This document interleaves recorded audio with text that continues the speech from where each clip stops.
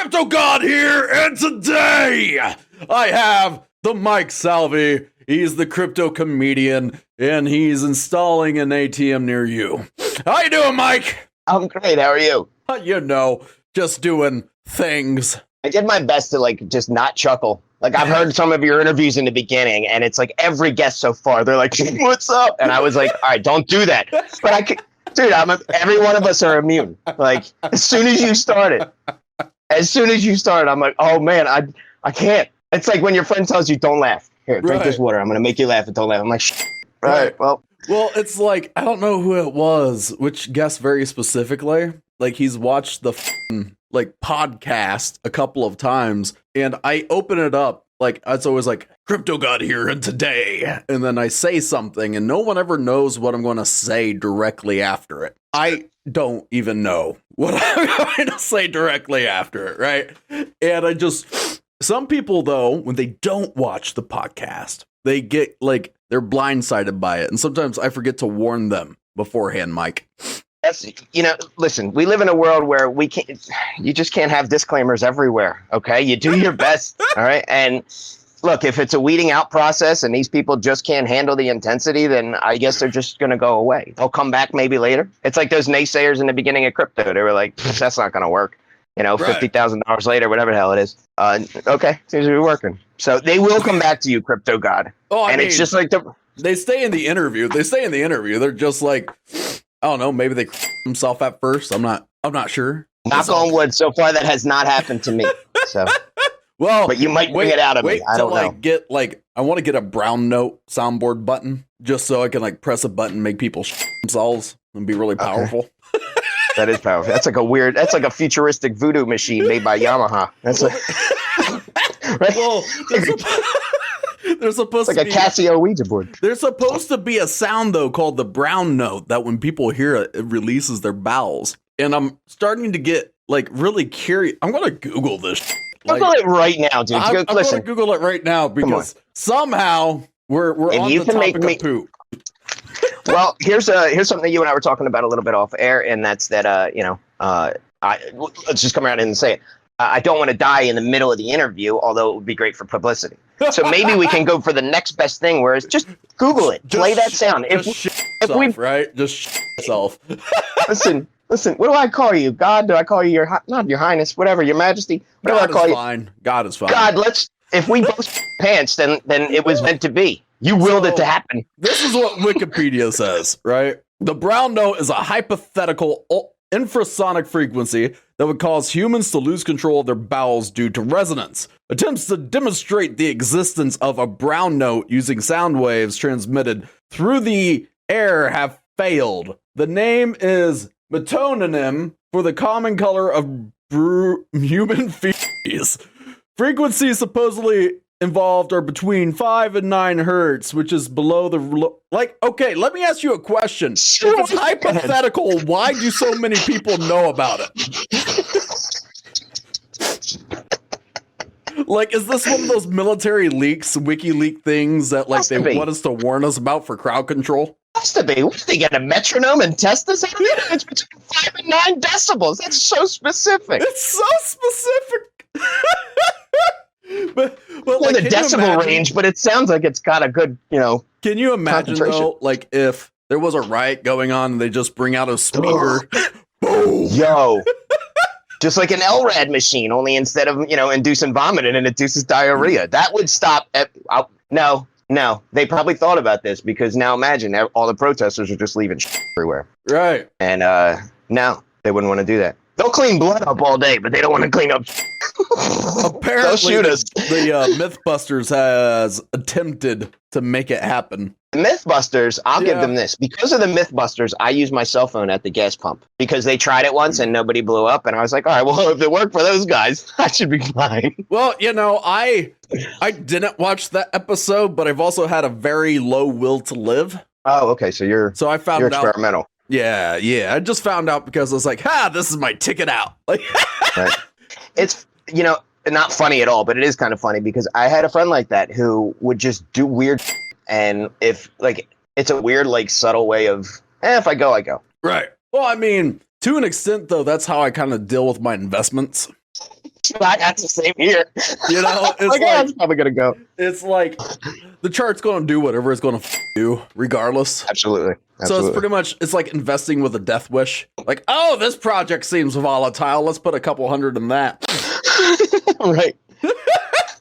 Or You know? the worst is buying dip. Like, I'm so bad at trying to figure out, like, I can't time the market for anything. Anybody that says that they can, God bless them, but or you bless them, but I cannot time the market in any way, shape, or form. I mean, I buy a dip and then it's like, oh, cool, man. I bought Curve at $1.78, and then it's like, oh, Curve went down to 78. So I'm like, you know what? I don't give up because I just keep running into the same wall, and I have been for 10 years. And if it wasn't working for me, in all seriousness, I wouldn't keep doing this. But, you have to celebrate these stupid moments when it's like, you moron, why did you buy Doge at 71 cents when you told everybody not to buy it at 7 cents? And here you go, you're being the idiot. And it's almost like, it's like my Christ moment, right? It's like, I'll jump up on this cross so that you guys don't have to. Well, So you silly, are man. my son, so I'm honored. I am beyond honored. Well, I guess we're all God's children, right? yeah, to an extent. You Okay. know, To an extent. I What are you thinking? God. listen. There's just a few people I don't claim as my own, and they're called holders of Doge. Oh. Oh no. Oh, wow. Oh, wow. I joke, of course. I just wish they had more scalability in a use case. Well, it's interesting. But I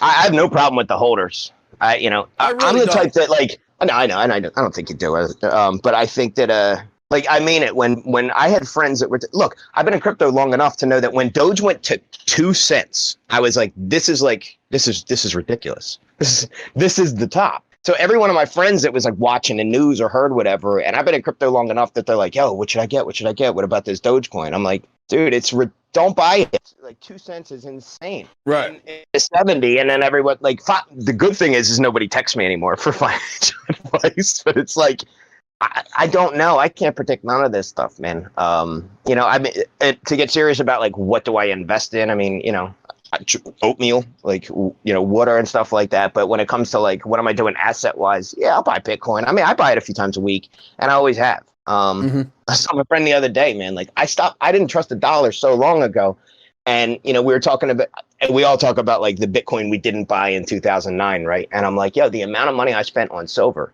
right when Bitcoin came out, it's just. I don't kick myself for it, but I definitely think about the 19 islands I would probably, have right now. What are we gonna do?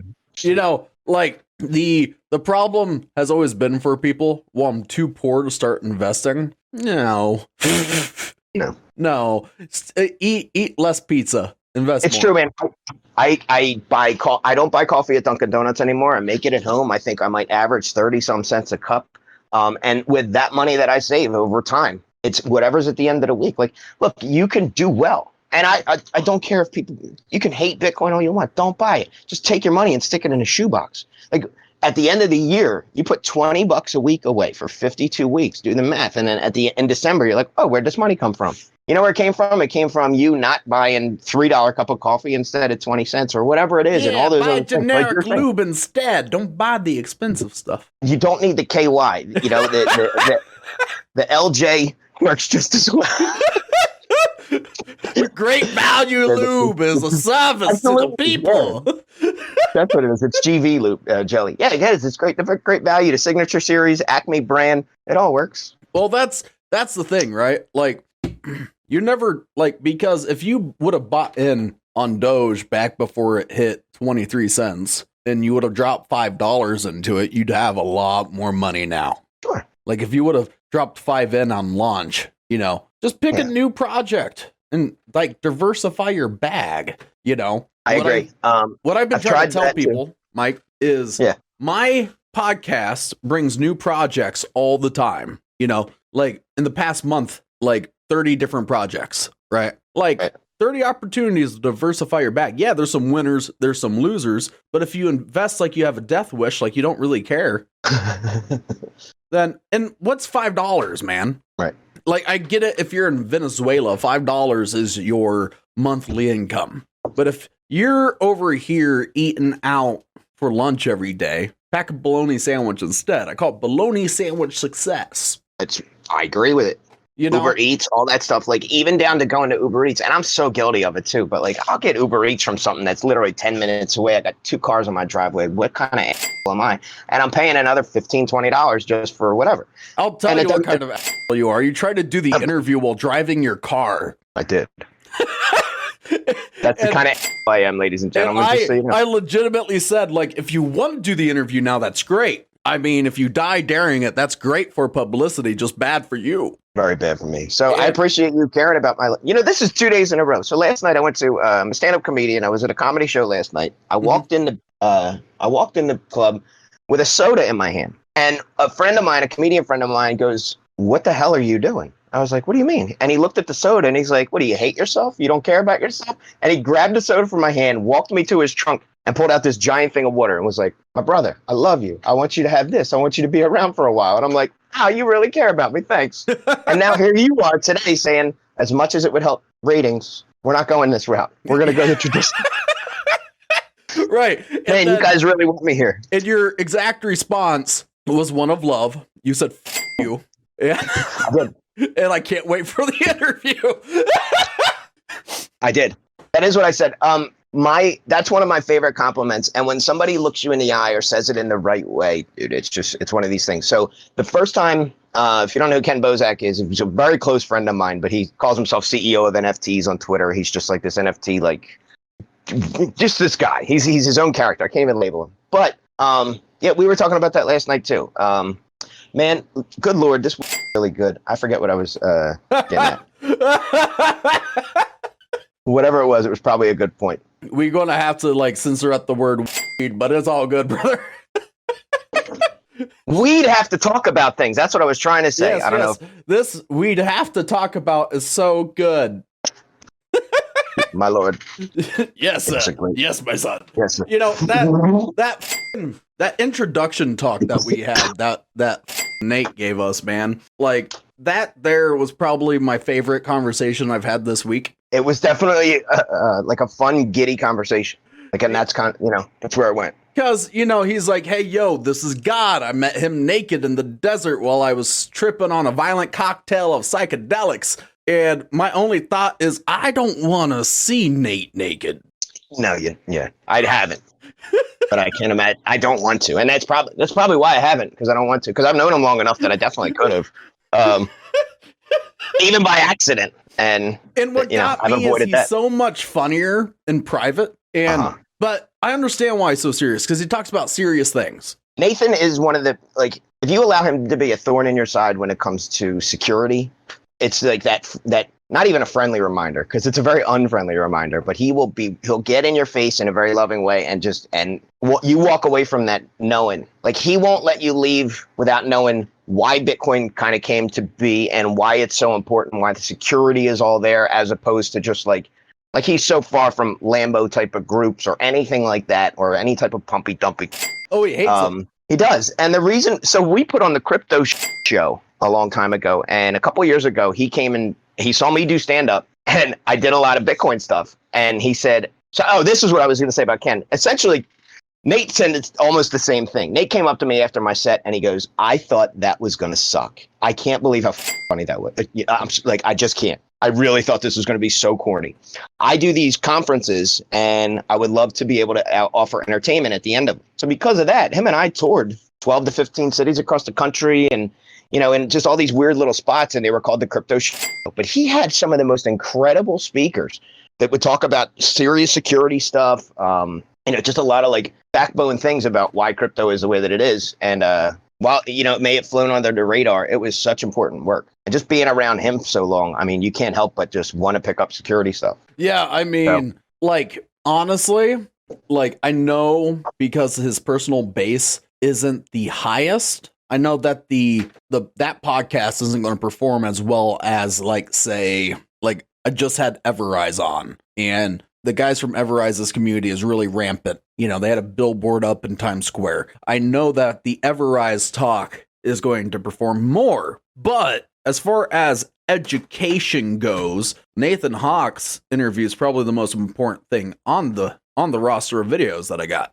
See, without seeing it, I can agree with you, just because I know where Nate's coming from. I know what he says. And, I mean, He's, trying to get the guy to laugh is like trying to make my ex-wife laugh. I mean, well, I can't make that comparison because I don't know your ex-wife, but I can. I she have. would only laugh when I showed her my, Mm, you know, well, not yeah. really out of humor, more like mocking. Oh man, no wonder she's your ex. Good move, God. Good move, Lord. Can't have you doing that kind of stuff, man. You know, getting treated by women like that. You're the Lord. You made the whole earth in 6 days. I know. Why do you think God's been single and just angry for the first half of the Bible? I know. Yeah. well, having that run-in with that chick really helped because once you had a kid, it all just kind of seemed like you were like, you know what? It was shortly let me sell the motorcycle. You were like, let me sell the motorcycle. Let me put this away. Like, let me grow up. It was shortly, but before the flood, you know, that that the breakup happened. So I went through the entire planet, got all the ladies wet at once, you know. Nice work, man. And, nice work. And then, well, isn't that what you do after a breakup? I mean, everyone you okay, everyone you know of, you try to hit them up, pretty much. Absolutely. Drown. You were just like thirst. this. You didn't even bother with the phone. You were like, watch this. I'm God. Make it and rain! You just I hate you.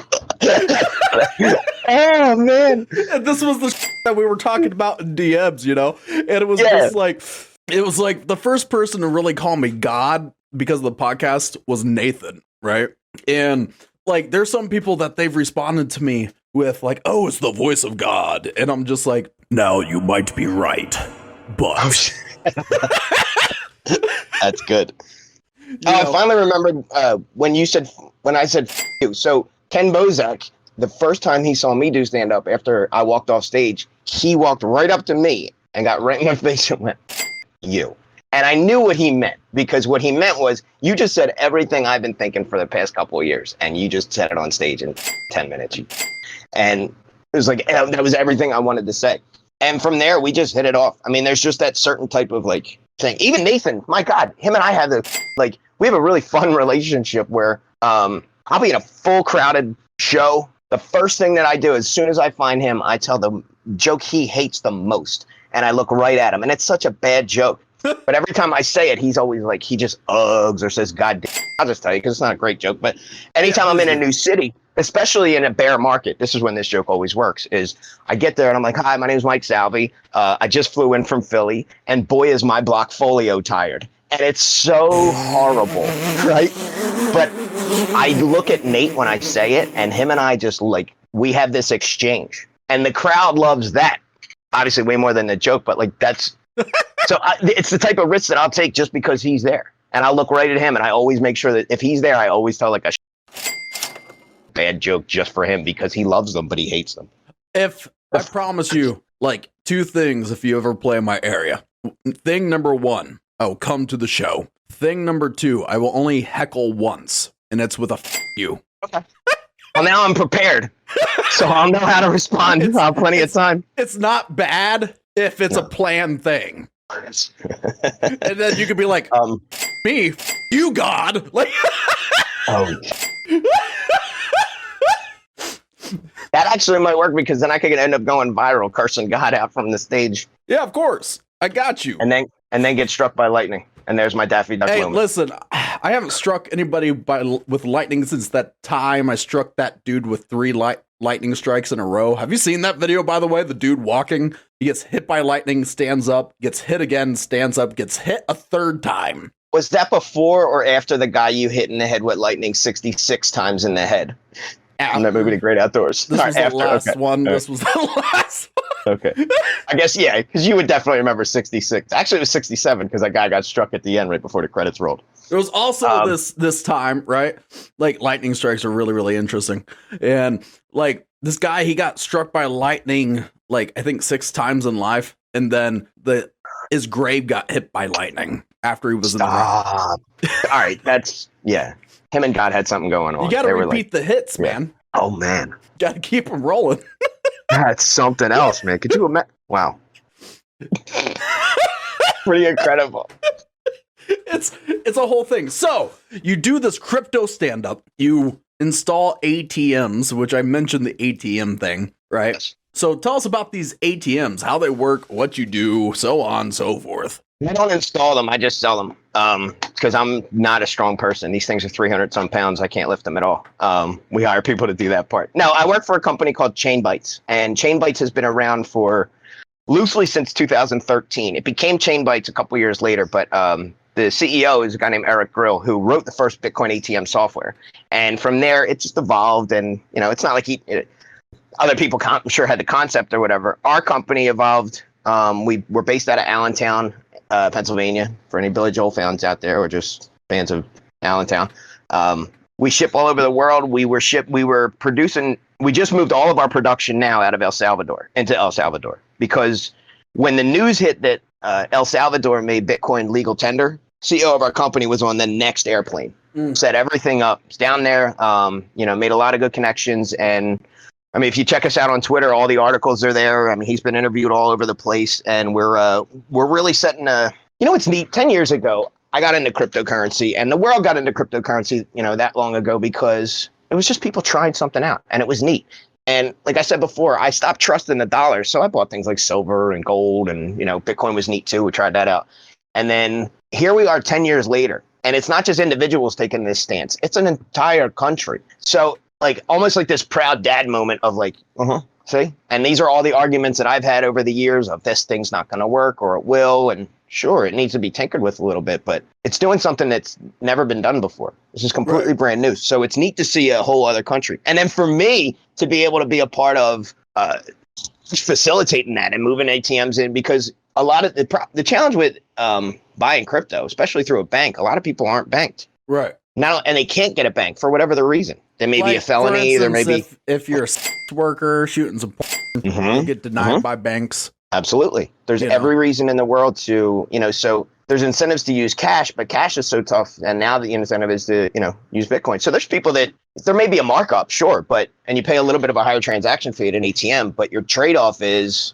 you don't have to go through a bank anymore. You don't have to go through all this other, and you get it instantly. People use it to send across the country instead of doing bank wires. So for me, I've been with the company for a while, and it's just neat to be a part of that.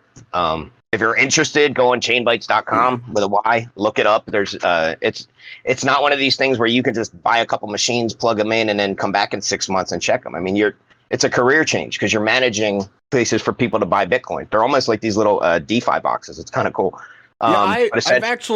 There's a couple of these ATMs around my town, bro. Yeah, they're all over the place, and there's a bunch of other companies that make them too, and competition is healthy. It only makes us better. Hopefully, we try to make some of the competition better, but they're not. We're just the best. But that's what I do to pay bills, and I get to talk to people about Bitcoin most of the day. That's pretty radical, man. Now, you're in the comedy business, the entertainment business. How often, or when you're featured on something, do you ever go back to look at the negative comments? I have multiple YouTube channels, right? Right. And I love when I know I'm doing something right, but I get negative feedback about it. Right. I guess it depends on where you're going with it. Sure. So, for instance, I have this other channel that I did the intro for, and I use the same type of voice right here for it. And one person said, "Can you stop with the intro? It physically hurts." And I was just it gets a lot of positive feedback, right? And views are up. People really love it. But every now and then there's that one person that's that they have nothing negative to say. And then, they're mad. Then they're talking to their mom about it. Sure. Well, the negative comments always stick out because as a performer and as a whatever, you're producing this show. So when you get in a groove, you push it a certain way, you push it down the river, and when people are kind of waving to you, hey, yeah, your boat is doing great. You're absolutely. But then there's that one person on the bank that's got their arms folded and they're pointing at a hole in the boat or something, and you're gonna die, and you're what's wrong? You know what I mean? And that's kind of how a negative comment sticks with you, because now it's wait, why don't you like this? What did you see that's not normal? Because I like it, they like it. So it's that's why it sticks out. Right. I go back and look at them. I mean, sure, I take feedback, but my thing is a little different. I don't put a bunch of stuff. I get humor out of it. You know what I mean? Personally, yeah, I mean, I find it funny. Well, so this is what I'm getting at. I don't put a bunch. I mean, I have content online, but not to the point where like I'm not super interactive where like I'm, hey, please like and comment and do all this.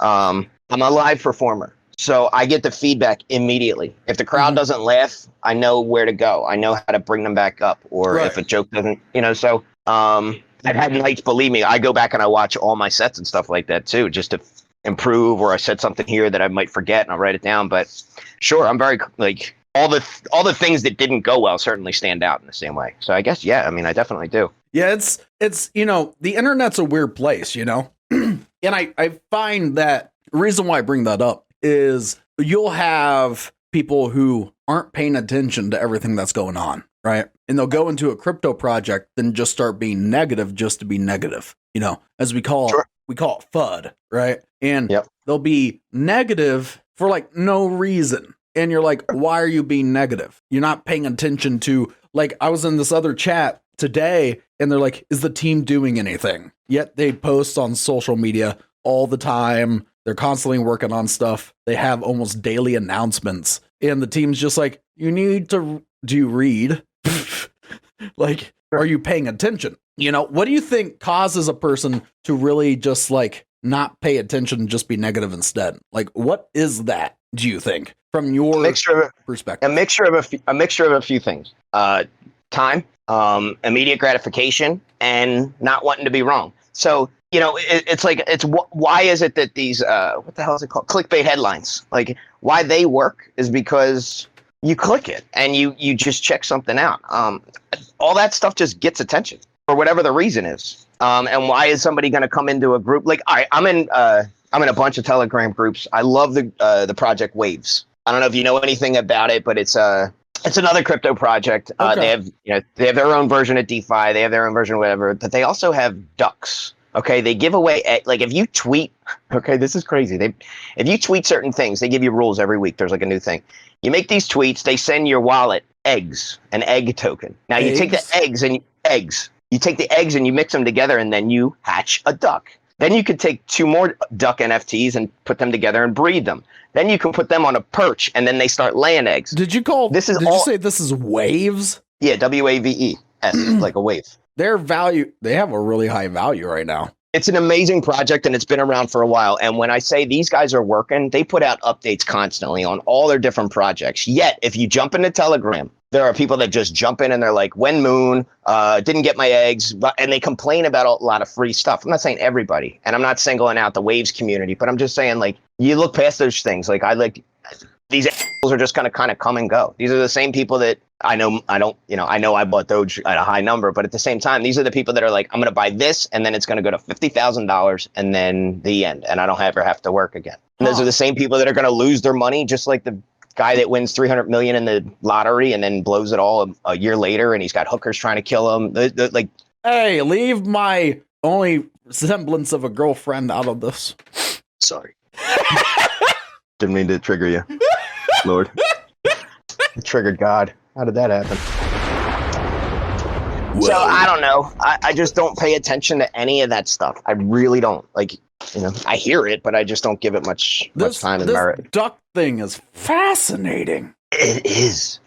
And it was a silly marketing ploy, but when you take all the duck part and the egg part out, all it is just, you're yield farming. Only you're duck farming, okay? Because they give you tokens, you stake them, and you click a button at the end of the week and they give you more money. That's crazy. It's rather quack, bro. It is rather quack. You clever being.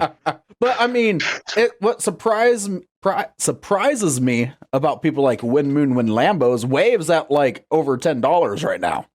It's like 1627 according to a couple different charts that I looked at, and they're still acting like this. Yep. Well, Waves has a lot to offer. These guys are really working, and if you thought, like, they have a project called Graviton, Swap, Neutrino, and like, if you read and you like, they're always on Twitter Spaces. They're always giving updates. They're always putting out like stuff on their newsletter. And these guys are on top of things, as opposed to some just Johnny come lately type of coin. One of my favorite tweets I think I've ever read was somebody asking Billy from Dogecoin. They're like, hey, when you were developing Dogecoin, did you plan this, and this? And essentially his tweet was like, dude, I made that thing in 2 hours. I didn't think about nothing. Leave me alone. Right. Well, that's the crazy thing about like people talking so much about like Dogecoin, but no one's talking about the ducks, man. And I'm glad they're not, because look, the value of eggs went from like $15 an egg to I think it's up to like 190 or maybe even $200 an egg now. And it's like, these are those things that while everyone's chasing the new Shiba or the whatever, these freaking things just come along, and all of a sudden these ducks come floating down the river, and you're like, what are they doing? What is this? I'm reading about it right now, and I'm just like, what is this? Well, anyone can yield farm, right? So I can go on Ethereum, load stuff up on Compound, and then at the end of the week, click, claim, and then re-add, right? And I'll forget to do that, even though it's money. But when I'm thinking about my ducks and my farm, I think Waves made this genius, stupid marketing ploy, and it's working, and it's bringing attention to them. Like, I kind of want some ducks. Like, listen, because it's money, but because it's ducks. Like, you do. What is this? I have a Doge duck, a Satoshi duck, an Elon duck, a Satoshi Elon duck. It's nuts. Yeah, I bred them all. I'm kind of feeling dismayed at the moment because I'm dismayed. It's cool. I just never heard of it, and I'm like, I kind of need this. A bunch of my friends, I have gray hair, okay, and I'm doing this, all right? So, and I have a lot of friends that are either my age, older, have the same amount of money I do, or trillion times more. Like, there are whales that are playing this, and it's hilarious when we talk to each other because we're like, how your ducks doing? And like, I have a friend who's 56. Every day he gives me an update on his ducks. And it's the dumbest thing, but like the running joke is this. I'm going to have to explain this to my accountant in 2022 as to why do I have a 3-story underground bunker? And I'm like, all right, grab a pen. First I tweet, and then they send me ducks, right? Then I breed the ducks. And then it just goes from there. I'm like, I can't, where do I put this on a 1040 form or whatever the hell they give me? Like, where do I write this? I don't know. Wow. I don't plan on it. Ducks. I don't care. I don't plan on it. I'll let them figure it out. But, well, they're going to think you're lying when you say ducks are making you the money. Right. So maybe they'll just be like, you don't have to fill this out here. Just, I don't know, give us like $100 or something. Something, okay. Yeah, it's just like, be like, listen, I have 1,000 ducks. I'll give you 1 duck if you just look the other way. Yeah. Well, and then you could put these things up on the marketplace, but and I don't want to stay on this too much because I definitely don't I don't care if I come across like I'm shilling, but I don't want to that's not the point here. The point is that there are so many dumb new creative things. It's a bizarre project. And that's what I mean. Like, people know first and foremost that this podcast isn't a shill, like God creates and destroys is what I do. And like, you know what I mean? Like, yes. I don't really care, right? Like, there's projects that I like for instance, Save the World Token has donated $2 million to charity in the first 2 months of their launch. Okay, that's because there's a whole lot of other tokens that donated $2 million to themselves. I can the blatant scamming that's happening where it's not. It's like, well, they're a legitimate project though too. I don't mean I don't mean what you're talking about, but yeah, like, and then there was this other project called Safe Earth that donated 200K, and then they got written about in a paper. Yet this other project's consistently giving above and beyond, and they're a legit project that just wants to do impactful investing stuff, and nobody notices. And it's just really weird how what catches on in the space and what doesn't. What do you think the difference is? What do you think it is? Here, I'm going to put on my conspiracy hat and just say that what about this? Okay, if there really is a bunch of people controlling algorithms and all that, maybe they don't want that type of information out to know that, hey, look, anybody can, you can get money. Like, there's money out there. Maybe they don't want to parade around. I don't know. Maybe I'm being too paranoid. But I've seen so much giving on crypto Twitter, and just there was a guy a couple months ago. I forget what the account was. I think it's this dude named Icebags who tweeted this little kid who beat leukemia, and he's walking down the hallway, and all his little classmates are for him. And this guy from crypto Twitter dug a little bit more into the story and was found out that the family had no money. Say, crypto Twitter, you know what to do. Yeah, within within 1 day, you could look the wallet up. There was over $1 million in there donated. I don't think that story went, all over the place either. But it's, I don't know, if there's a way for people to crypto is people turning their back on a system. Right. And that's the deep, deep thing. So all these people that want Bitcoin, I love it. But wait till you find out that you need Bitcoin and why you need, to protect your assets, however the hell that's going to happen. Most of the way, it just seems to be there. Break down why people need Bitcoin, because we talk about a lot of altcoins here, and I don't think anybody's really hammered home the why you need Bitcoin angle. Well, right now, all it takes is an accusation. So if somebody accuses you of something and your assets can get frozen, like when we put our money in the bank account, when you put your money in the bank, you don't have custody of it. Right. So anytime your bank accounts can get frozen, and this isn't just for people that are into shady things, although they should listen up, but anyone can be, you get the wrong name, you have the same name as like a convict. Who knows? Like all these goofy things can happen. You get pulled over, who knows? Whatever. Or someone, like tries to open up an account in your name. In your name. There's Nathan put me onto a podcast that Tatiana Moroz hosted with a guy named Ron Stoner, who his cell phone, he won't get out of a brick and mortar store because someone can fake an ID, walk into that brick and mortar store and do a SIM swap. And I was like, I don't even know that. Sure, absolutely. So when you pull things away from the system and the requirements that the system have, and it's the same reason why there's a fire department, but you should also have fire extinguishers. There's a police department, but it might not hurt to protect your home with, whatever weaponry you can. To be able to take care of yourself, to be able to prep for it. Last year was a tremendous example of the grid being up is a blessing. And when that thing goes down, what are you going to do? And you can still trade Bitcoin. You can still trade paper wallets. You can still do whatever. But the point is when your money that's plugged into a system is stopped, you can't have it. And then all of a sudden you're going to wish you had something like Bitcoin or silver or, oats, like anything that you can have that's tangible to trade. Mm-hmm. That's one reason. Another reason, too, is because I don't trust the dollar worth of anything. All it takes is to really take a look at what backs the dollar. And it's the full faith and credit of the United States. Does anyone have full faith and credit in the United States? Oh, man. Right. So the dollar isn't even designed. You talk to Warren Buffett type of investors, and they'll tell you the dollar is not designed to be held. You're not supposed to hold it. There's incentives to trade it for other things and stock options and all that, which I don't know a ton about, but I know that all I need to know is, I don't need a financial degree to know that I don't trust the dollar. That was last year alone in one sitting, they printed 10 trillion of them. Right. And not just that though, too, right? Like when you look at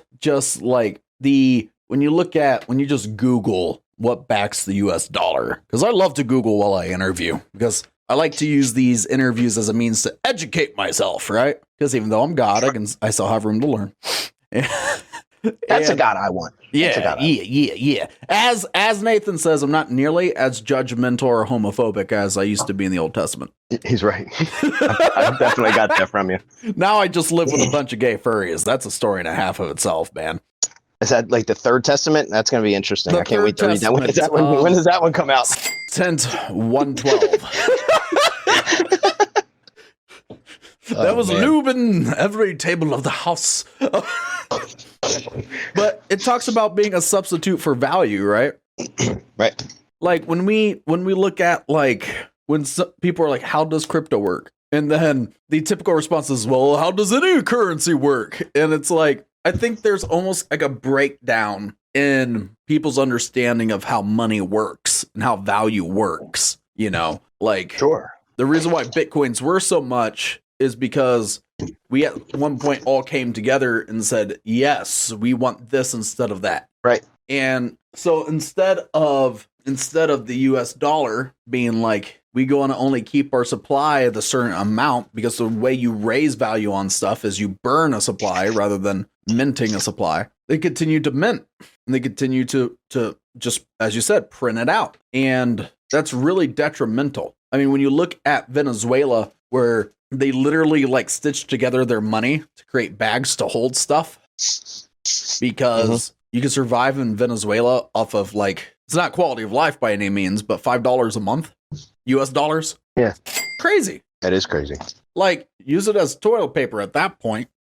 Well, that was what was scary with for me anyway, especially around the financial crisis, 2008. And I mean, right from there, and to see, that was one of the things. And I was a real estate agent too. I've heard so many things about mortgages, and there was so much about mortgages I wanted to understand that kind of pulled me into looking at the dollar too. And then especially around 2008, when they printed $700 billion in one sitting too, and all this other money is coming along. I'm like, what is this going to do for us? So the more I read, the less I trusted.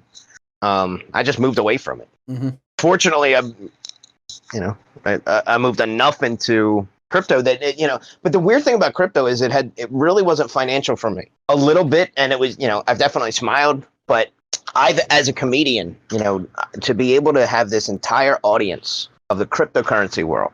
Anytime there's an event, they can reach out to Haha for Hire, and a lot of them do. That's my team. It's me and 3 other comics, and they're all not as into crypto as I am, but they've been around me long enough that they're into it.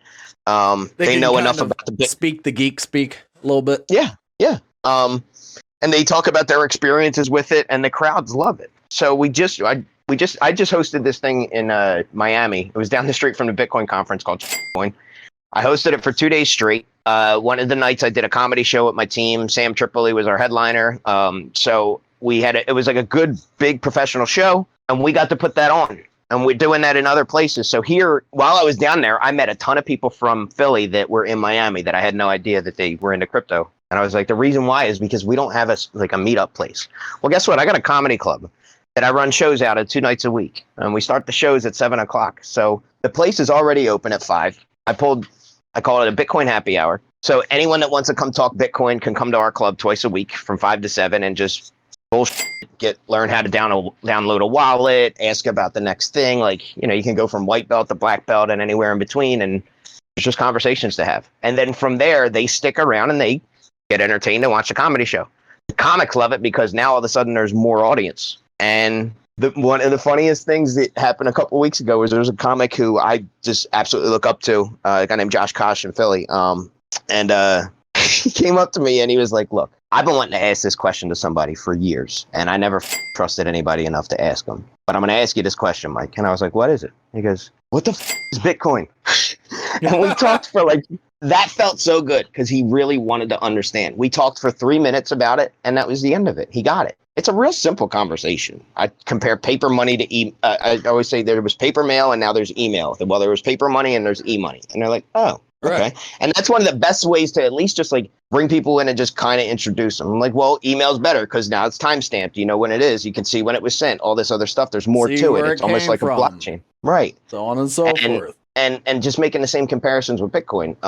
But instead of explaining how the blockchain works, I just explained what got me into it, which was I just go on and on about the dollar. And most people know it. So as soon as they hear you start talking about the dollar, they go, oh, yeah, that makes sense. Okay, I get it. Right. I mean, the blockchain is a very, if I were to put it very, very simply, it's an easy thing to look at and understand, even though it's extremely complex. Sure. Do I have the most gratuitous in-depth, I am not a developer. I don't program code, right? I couldn't develop a blockchain at this very moment if I wanted to. But here's the beautiful thing for the people at home. They don't have to understand the blockchain for it to work. And that's the thing. Just like you don't have to understand your car in order to drive it. You have to understand it to an extent, right? You got to know how to set up your wallet. You got to understand how to invest and buy and make sure you have your wallet set up for especially if you're doing one of these altcoins, right? You got to register the contract in your wallet in order to have it there. Otherwise it goes into the abyss. Have you ever bought something before doing that and it just kind of vanished? No. For that, just to make sure that it wouldn't.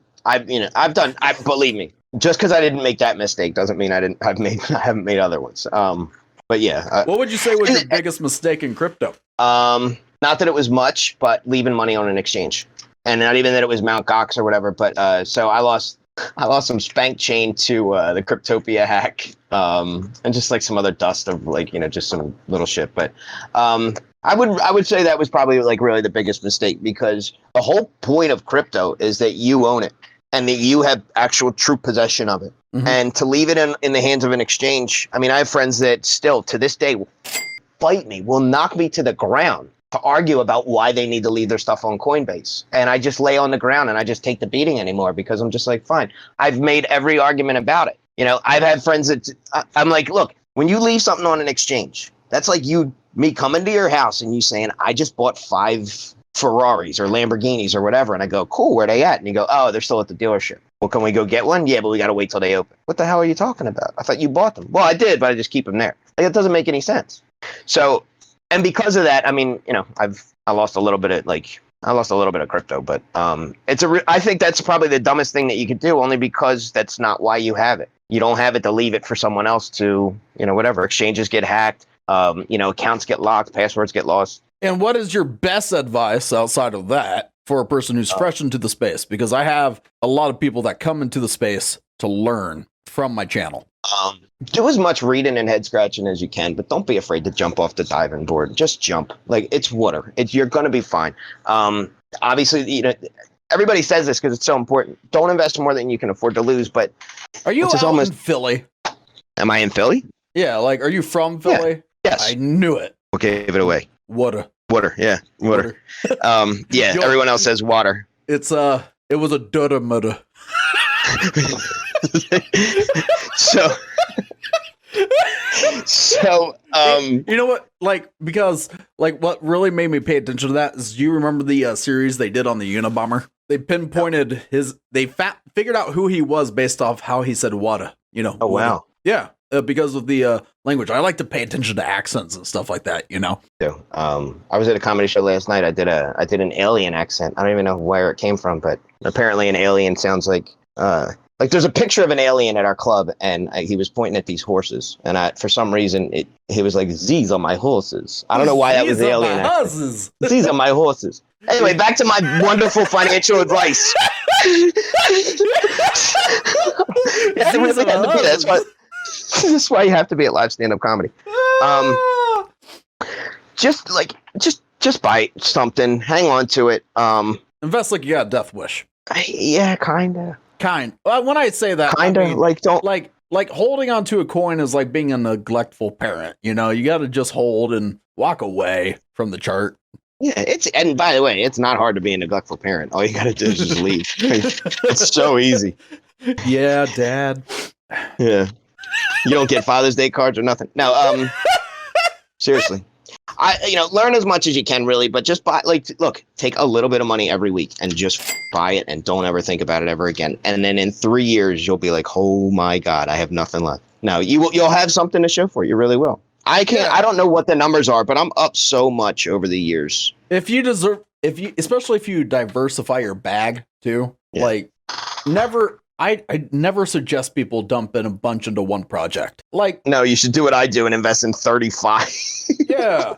I mean, we get new projects every day on this channel. So, well, not so much right now. Like, this isn't a new project. I guess they could buy some of your, do you even have merch, Mike? Sort of. Yeah. We have, do you got NFTs plugs with your face on it? Not with my face on it. But yeah, we do. The night drawer. Keep it fresh. Yeah. It has a microphone. It has our Haha for Hire logo with a microphone on the side of it. Okay. Yeah. So this way, when it comes out, you chuckle a little bit. We're always there to make you laugh. Absolutely.